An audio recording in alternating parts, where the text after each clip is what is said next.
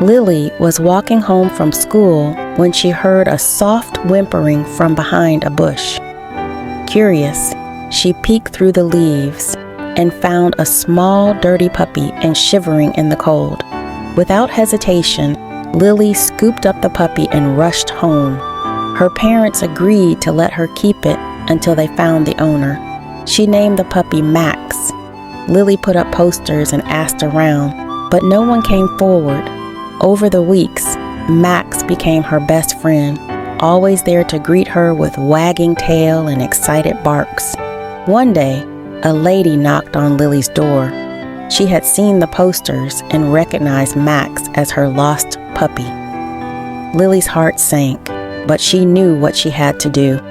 She returned Max to his rightful owner, tears streaming down her face. The lady, seeing Lily's sadness, said, "You have a kind heart. You saved Max. Would you like to visit him anytime you want?" Lily nodded, a smile breaking through her tears. She had lost a puppy but gained a friend and learned that kindness always finds its way back. Good night, my dear.